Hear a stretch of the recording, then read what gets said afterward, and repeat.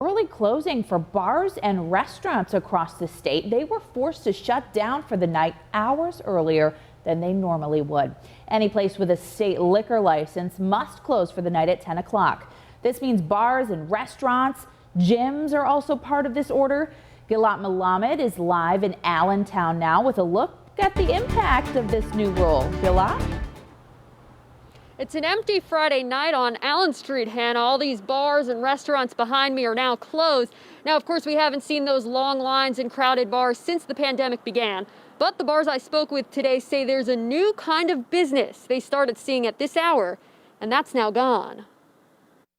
You know, it's taking away essentially a whole new dinner hour that's been made up. Bartender Timothy WALTON says dining replaces late night dancing and drinking. He calls the 10 p.m. closure another blow to a struggling industry. In order to be under these guidelines, it's not something that's survivable for long. About 24 bartenders, owners, and customers held a Save Our Bars rally in Niagara Square. WALTON says the state unfairly targets places with liquor licenses. We get that there has to be some kind of regulations, to fight off COVID. But when you're saying that there's problems with house parties and large gatherings at home, why are you going after the bars and restaurants that are already, checked on every single week and in compliance and enforcing masks, enforcing what they need to do? Erie County says most new cases come from private home gatherings. The county sees some of its highest rates since May. This is like our last hurrah. Some customers at Fally Allen say, I'm kind of glad they're restricting stuff again, just for people who are high risk. The rules that customers must order food with alcohol brings in new business to Fally Allen. The flatbreads were a big hit with people, so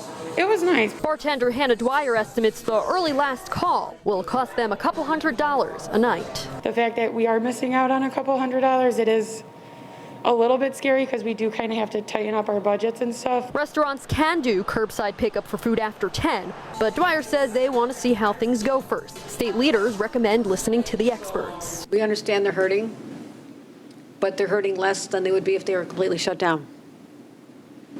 That's the alternative.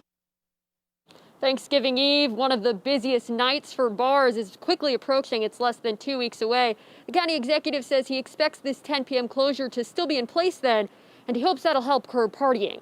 Live in Allentown, Gilad Malamed, 7 Eyewitness News.